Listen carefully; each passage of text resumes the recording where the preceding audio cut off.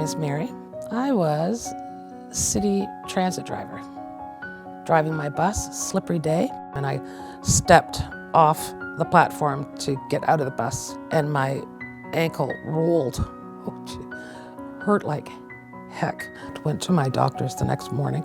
She said, it looks like it's a strain or a sprain. In 3 weeks, you should be good as new.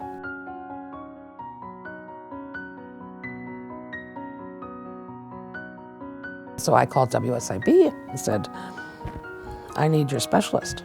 I want you to look at my foot. And they did. And it was pretty immediate. I would say within the week, where I started a series of nerve blocks and an MRI and realized that I have CRPS.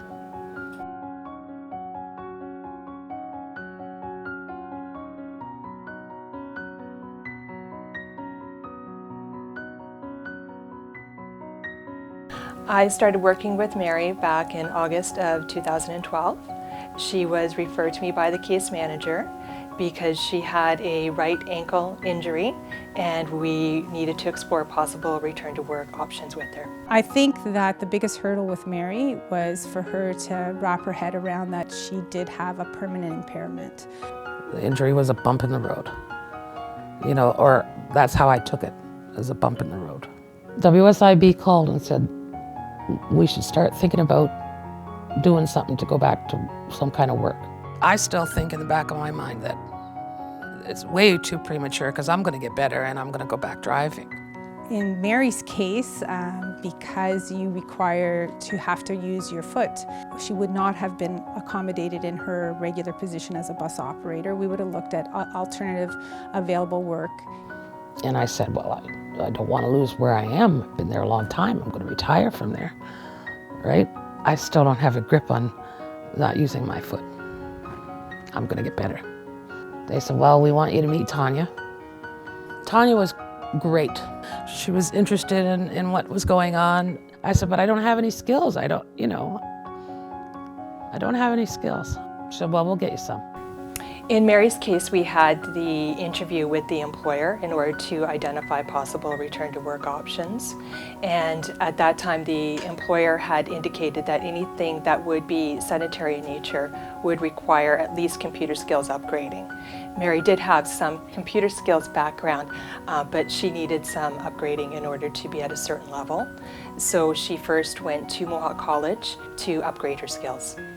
Eventually, she was able to go through a driver rehabilitation program, and through their recommendations and through our modifications, we modified her car to provide her with the left-sided gas and brake pedal so that she could operate that safely on her own, and she's been doing that ever since.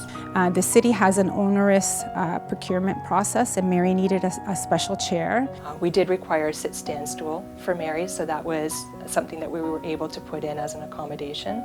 And later on, we were able to provide her with a wheeled walker to get from the parking lot to the workplace. Tanya was awesome in that if we weren't going to get the chair for Mary in some kind of expeditious fashion, she was going to get it through the WSIB, and she did everything in her power to do that.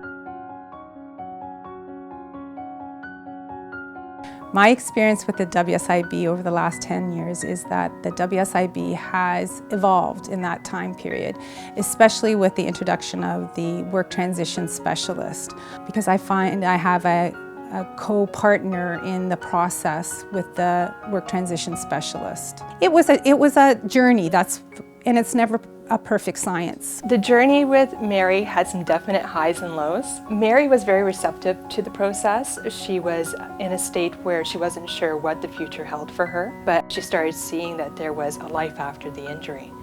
That was a great thing. I never ever had that feeling that they didn't have my back, and they did, and they still will. Their goal is to get you working, to put you back to what you can do, and they'll truly be here to help you. I'm convinced of that.